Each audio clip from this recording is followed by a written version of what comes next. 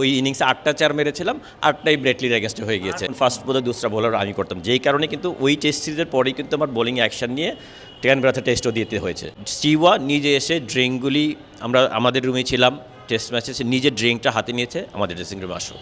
বিন্যাসের কমিটমেন্টটা যদি ওদের মতো হতো তাহলে হয়তো বাংলাদেশে আরও কিছু গ্রেট প্লেয়ার, ওদের মতো প্লেয়ার পেতে পারতাম। পাকিস্তান সিরিজে আমরা কিন্তু টেস্টে কিন্তু আমরা খুব ভালো ক্রিকেটই খেলেছিলাম। 2003 সালে হেইডেন পন্টিংয়ের উইকেট নেওয়া যে কোনো বোলারের জন্য স্বপ্ন ছিল, এবং ব্রেটলিদের এগেনস্টে ব্যাট করে 40 করা, 50 করা, 46 করা, 16 করা, সেটাও বাংলাদেশের জন্য বড় স্বপ্ন ছিল। সেই কাজটাই করেছেন আমাদের ব্যাটার এবং অলরাউন্ডার বলতে পারেন সানোয়ার হোসেন, যিনি কিনা 46 রান করেছেন একটা ইনিংসে করেছেন 16, এবং হেইডেন পন্টিংয়ের উইকেট নিয়েছেন। কথা হলো তার সাথে, সামনে বাংলাদেশ এবং অস্ট্রেলিয়া সিরিজ আছে। ভাইয়া যেটা বলছিলাম, মানে ওই সময় তো স্বপ্ন ছিল। আপনার ব্যাটিংয়ের পারফরমেন্স পরে আসি, মানে দুইটা যখন উইকেট নিয়েছেন তখন আপনার কেমন লেগেছে? আপনি কখনো ভেবেছিলেন যে এই দুটো উইকেট আপনি নিতে পারবেন কখনো?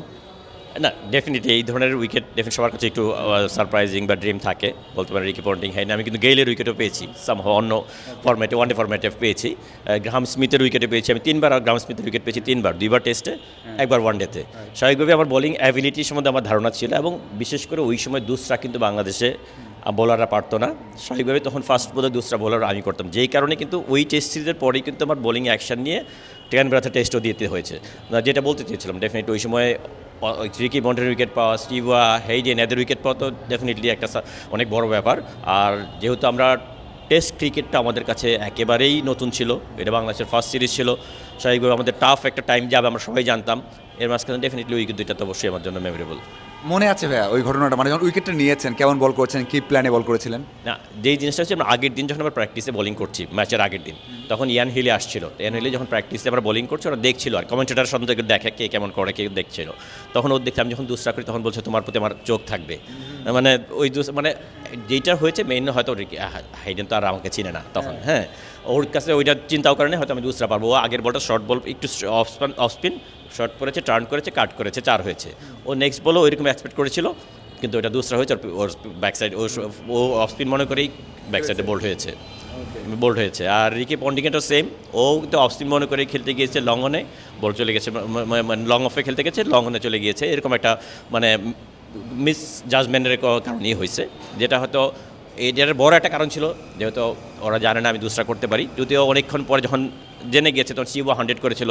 সিওয়া শেষে বলেছিল তোমার ওই দুসরাটা এত বেশি ইউজ করে ওটা তোমার মেইন অস্ত্র, সারপ্রাইজ রাখবা, কম ইউজ করবা, এরকম একটা ব্যাপার ছিল আর কি তখন। না ভাইয়া, একটা বিষয় হচ্ছে যে ব্যাট করা, ওই সময়টা মাত্র বাংলাদেশ দল টেস্ট স্টার্স পেয়েছে 2 থেকে 3 বছর হয়েছে। অস্ট্রেলিয়ায় গেছেন, সেখানে সব টপ বোলার বল করছে। আপনার সম্ভবত হাতেও বল লেগেছিল, একটা ইনজুরি হয়েছে, পরে আবার 46 রান করেছেন। যদি একটু বলতেন, মানে যখন বলটা লাগলো এরপর ক্যারি কীভাবে করলেন?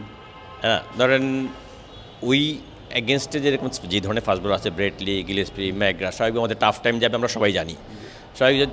স্বাভাবিকভাবেই যখন আমি থার্ড বল ডাক করতে গিয়ে আমার শোল্ডারে লেগেছে, স্বাভাবিকভাবে একটু তো ইনজোর্ড হয়েছি, ফিজিও কিছু টাইম নেওয়ার পরে ব্যাটিং করেছি।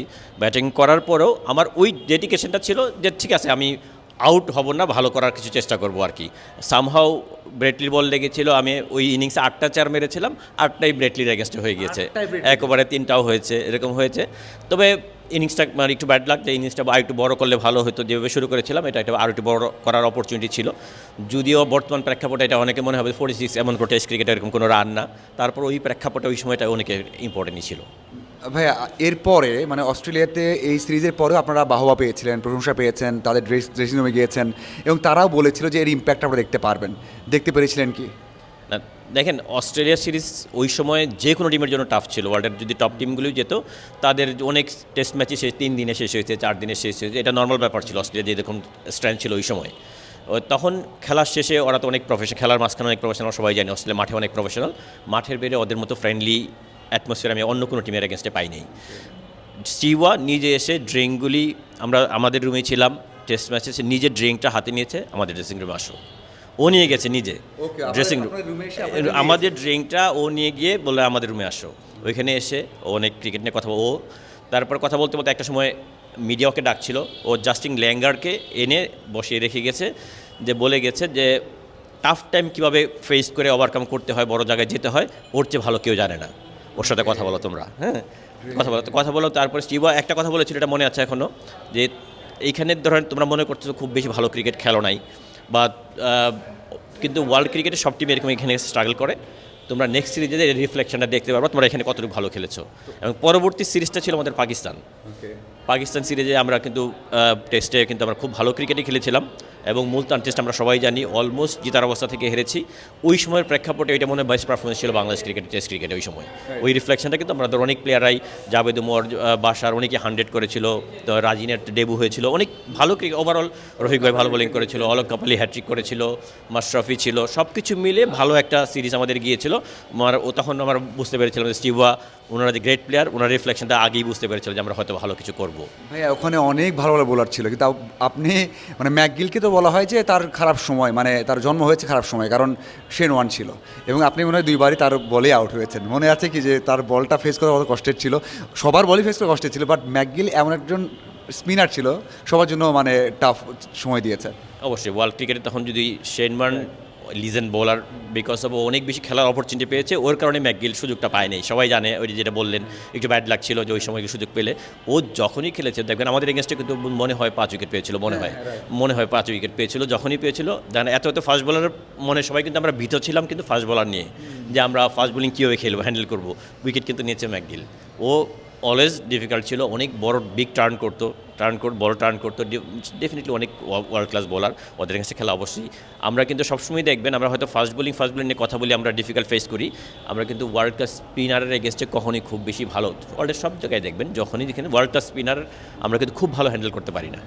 আচ্ছা ভাইয়া, একটা বিষয় সেটা হচ্ছে আপনি বললেন না আপনার হাতে ব্যথা পেলেন, কমিটেড ছিলেন আপনারা, অনেক সবাই কমিটেড ছিল আমরা দেখেছি, এবং জাভেদ ওমর হোক, ওই সেনে যারা খেলেছে সবার, হ্যাঁ সব ভালো করেছিল, হ্যাঁ ভালো করেছিল।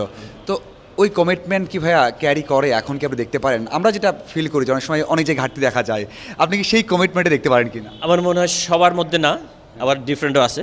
মুশফিকের এক্সাম্পল যদি দিই, Bangladesh one of the best example of Mushfiq, ওদের কমিটমেন্ট ডিফারেন্ট।